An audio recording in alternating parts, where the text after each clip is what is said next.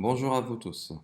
À partir de cette vidéo, on va essayer de voir la bibliothèque OpenSSL avec l'outil Secure Socket Layer, qui est développé par la société Netscape. Nous allons essayer dans cette première vidéo de vous donner en fait une sorte de overview sur cet outil-là, comment ça se passe pour la collecte d'informations à partir d'un site web, on va essayer de voir à partir de Google, en fait, le certif de Google. Par la suite, on va essayer de l'interroger. Puis, dans les vidéos futures, on va essayer de voir comment faire pour pouvoir chiffrer d'une façon symétrique des fichiers.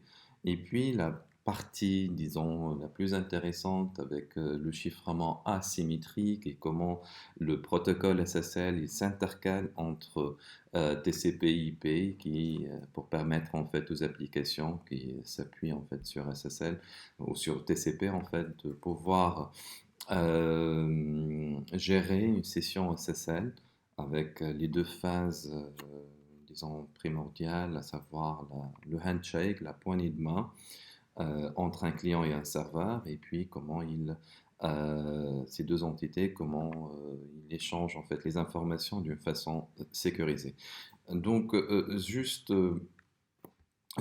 pour savoir en fait, c'est que faut toujours en fait voir euh,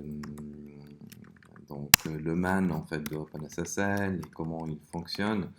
OpenSSL, c'est un outil en fait qui s'appuie sur des commandes, sur des lignes de commandes et qui permet en fait de gérer, de créer des private keys, des public keys, qui permet de gérer ou de créer des certificats X509, des demandes de certificats, CRL et j'en passe.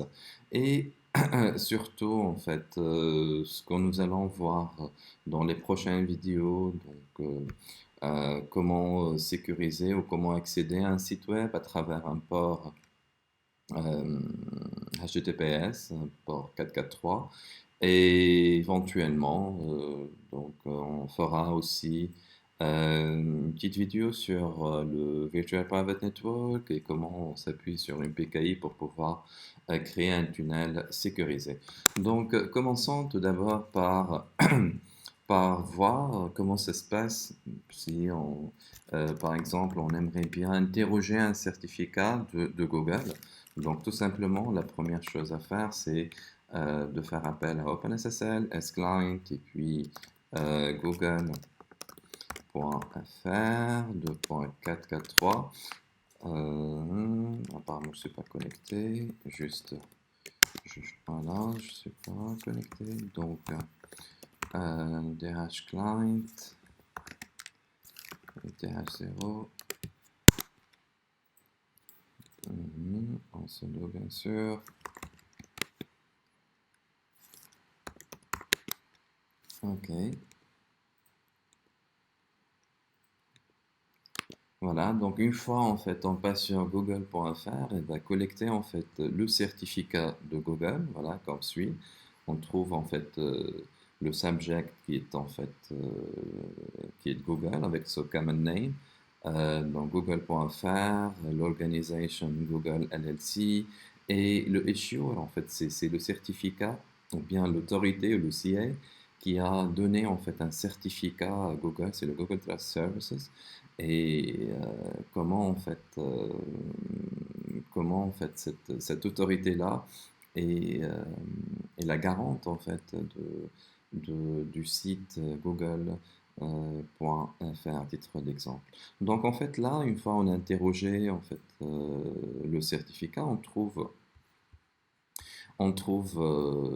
un certificat euh, du coup, une fois on a interrogé le certificat à partir du site de Google, on peut en fait juste pour voir, on peut sélectionner ou copier le certificat en fait du serveur. Donc à partir du Begin Certificate jusqu'à le end du certificat, on fait une petite copie et puis on peut carrément le mettre en fait euh, dans dans un fichier.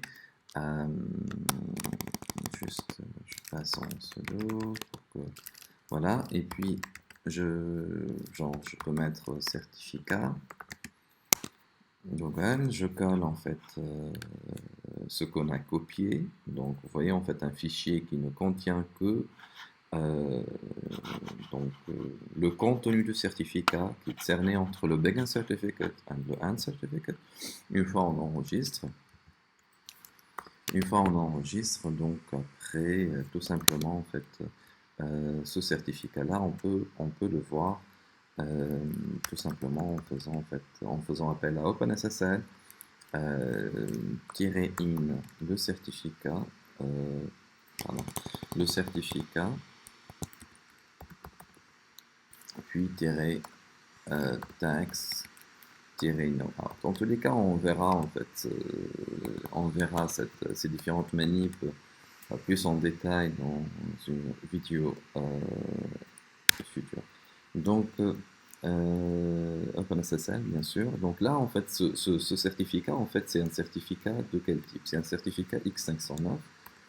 D'accord? Donc, c'est un certificat X509. Une fois, en fait, on l'interroge, on aura toutes les informations possibles, en fait, qu'on a vues tout à l'heure. Donc, toutes les informations sont stockées, sont sauvegardées, sont enregistrées donc, dans le fichier que nous avons euh, copié, en fait, le contenu, en fait, du certificat et qu'on a interrogé. Du même, on va peut-être aussi voir si, par exemple, euh, donc avoir, si je veux par exemple savoir en fait en une ligne de commande euh, quel est donc ce certificat il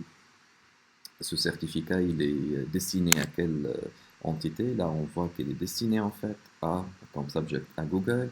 Si je veux par exemple avoir euh, Google a pu avoir par exemple son certificat à partir de quelle autorité, je fais appel à issuer et vous voyez en fait le subject et l'issuer qui prouvent que euh, que, que le Google Trust Services, c'est lui ou c'est elle, l'autorité qui a émis en fait un certificat ou qui a signé le certificat ou bien qui a signé la demande de certification en fait de Google.fr.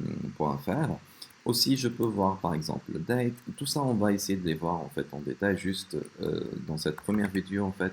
Donc, on aimerait bien juste vous donner un overview en fait. Quel est l'attrait d'OpenSSL? Qu'est-ce qu'elle va nous permettre de voir?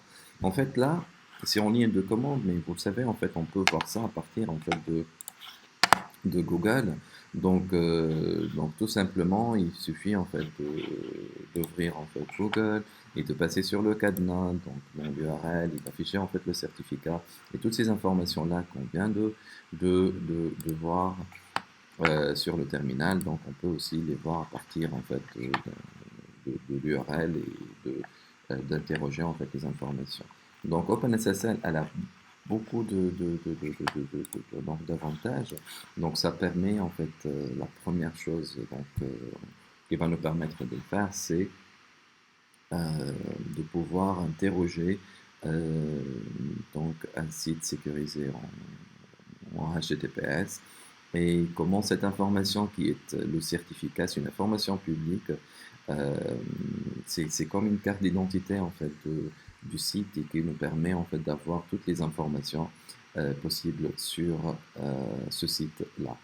Euh, donc dans la prochaine vidéo, on va essayer de voir euh, les commandes usuelles en fait de OpenSSL et puis on enchaînera avec le chiffrement en fait symétrique. Merci et à la prochaine.